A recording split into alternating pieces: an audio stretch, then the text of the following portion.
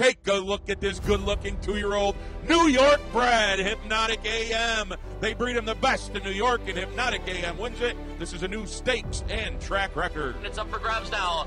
A Mulhall on the inside trying to fend off Stella Jane, who's gone a monster mile. Sweet Chapter shifting gears 3 wide now for Moral. Chimpanzee has something in reserve, and Chimpanzee continues an undefeated career.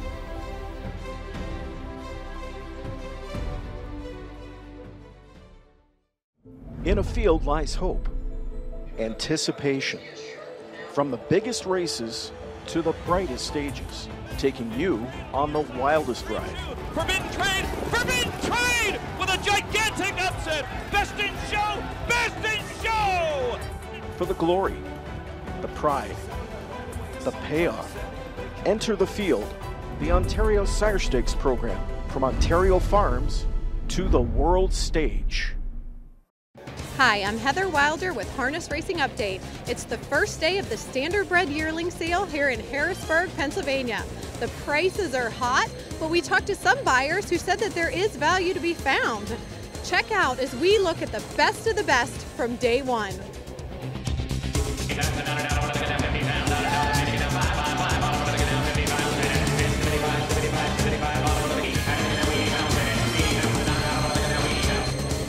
Mark Harder, who just bought hip number 44 for $350,000, a Muscle Hill colt.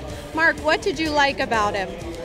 Well, I mean, it's just a nice Muscle Hill colt, but what attracted us most, the owners have been trying to buy something out of that family for about 7 or 8 years, and so they've been chasing that family, and that was what more put us on them. Right, you got a first foal in this colt, but the bottom line, the second dam, has sires, DeJarnbro in that line. Yeah, I mean, they tried to buy a couple of fillies out of the mare a few years ago, weren't successful. They went high, and of all the Muscle Hills that we looked at this sale, he was the one that, you know, they liked the most physically, and being the family that they've been chasing, you know, we got the job done on this one.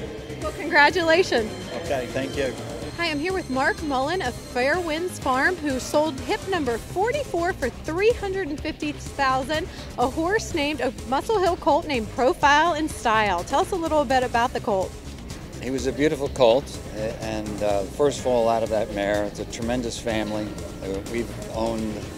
There's a long story about how we ended up in that family, but it's one of those good luck stories that you end up buying a horse in sort of a random sort of way, and it turned out to be great. She's had great daughters and very productive, and the yearlings have been very well received and sold well.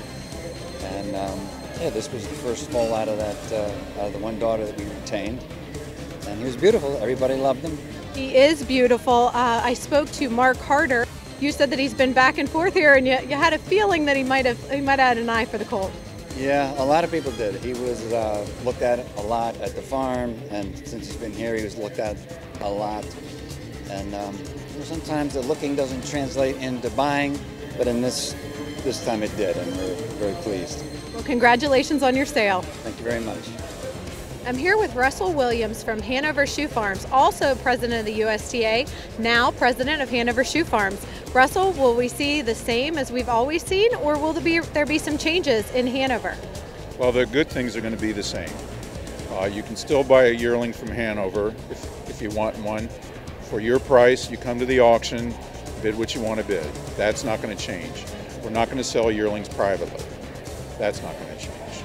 We're going to continue buying mares like Hannelore Hanover every chance we get, so that's not going to change. Really, all the best things about Hanover will remain the same. If anything changes, it'll be progressive development that'll move us farther into the future. Well, we spoke briefly just a little bit beforehand about the roles that you're having, president of the USTA, president of Hanover. It has to be hard to keep up with both of those offices. Well, I love both of those offices, though. It's exciting and energizing to do. The work is very different. We have sort of industry-wide issues at the USTA to work with. We've got the best board of directors at the USTA that we've ever had. I'm a big fan of the big board, the 60-member board, because all of those people are committed to show up and do the work. We've got 60 people in harness racing from all the districts that are willing to show up and do the work, and that's our best hope, I think. Well, just like Hanover Shoe Farms, Russell Williams has done the best for harness racing and will continue. Thank you, Russell. Thank you. I'm here with Ron Burke, who purchased hip number 57, a Father Patrick filly, and the mare has already produced a world champion. Tell us a little bit about what made you want to give $360,000. I wanted to give less, but that's what the market thing. It was the best filly we felt of the wholesale. We liked it the best. We thought maybe a little bit of a sire upgrade even from the other ones in the family. So we were going to push a little further. And actually, we went a little more if we had to, but I figured somewhere around there. And we like Hanover breds. It seems like we do real well with them, so we were happy to get it from them. How many other yearlings have you purchased today? We're up to 5 now, so I'm trying to pump the brakes, trying to keep it lower than last year. But there are spots of value in the market here, and if I get more, I'll just hire more people. Well, a great attitude, and congratulations, Ronnie, on your purchase, and best of luck for the rest of the sale. Okay, 550, 575, 550, and true, 550,000. Thank you. Hip number 48, you just purchased for $550,000 from Concord Stud. You trained Marseille.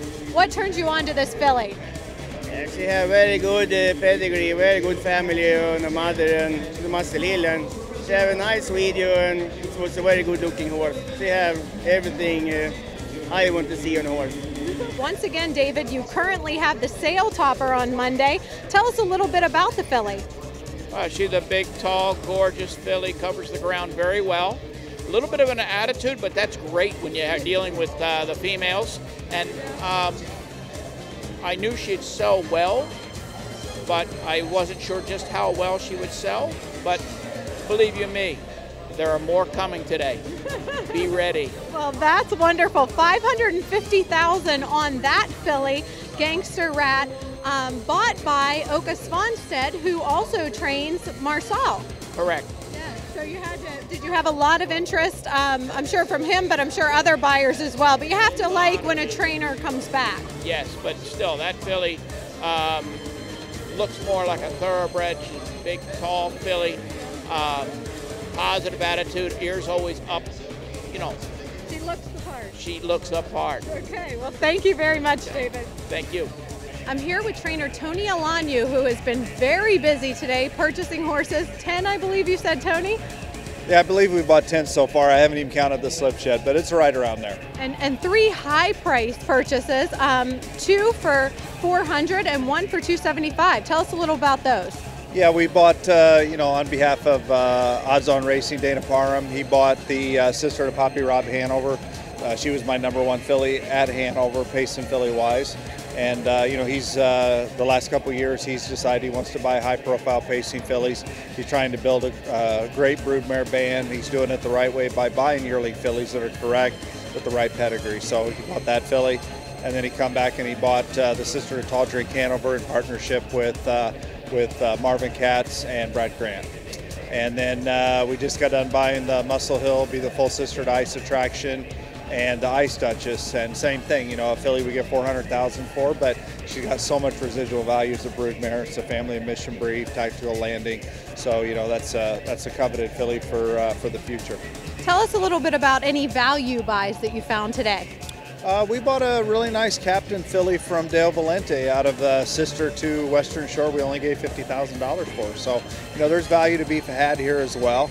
Of course, day one, people are trying to focus on the high-profile horses, but there's always value to be had here, especially the next couple days. You do visit a lot of the farms, maybe all the farms. I noticed you have things marked for every horse. Have you seen every horse at this sale? Usually the first 2 days, I've seen pretty much everything. If it's a pedigree that I believe in, there's some pedigrees that I won't look at, so that cuts a little bit of the work out. But I really try to look because there's a horse for everybody here, and there's horses that some people would rather take a shot on. There's other horses that I'd take a shot on. So I try to have something done as far as when a guy comes up and he asks me, what do you think about hip number 109? I've got an answer. So that's what I try to do the first couple days. Gotcha. Well, thank you and best of luck. Thank you. I'm here with Adam Bowden of Diamond Creek Farm. Adam, you purchased a horse earlier for $475,000, a Muscle Hill colt. Tell me what you loved about him. The pedigree was great. Stefan Blasi's horse he's just has some of the best mares in the business, and he's had unbelievable success the last couple of years. He was a favorite of his. It was a no-brainer for me. I mean, that's the kind of horse that we're looking for. You just purchased another one as you came out for this interview for $200,000. Tell us a little bit about that horse. We actually bred the dam. It's a farm favorite, sister to Creatine, Father Patrick filly. I mean, she checked all the boxes again for us. So you are a lover of harness racing. You're in the breeding game, you're in the racing game, you do it all. Thank you for joining us. Thanks, appreciate it. Pete, tell us a little bit about what we saw today. We had a fantastic sale. Top horses sold through the roof. Middle horses sold very well. Last year our average was 93,541 on Monday. This year it was 113,976, which is an increase of 21.1%. So everyone is really very pleased. You have to be happy with today. Going into tomorrow, I would think that the trend would continue. It should, because actually there were a lot of horses tomorrow that deserve to be Monday, and there'll be some really nice horses available, I think, all week. Well, thank you for taking time with us, and best of luck the rest of the week. Thanks. As day one draws to a close, we've seen exceptional individuals, high price tags, happy consigners, and hopeful buyers. We look forward to day two. I'm Heather Wilder for Harness Racing Update.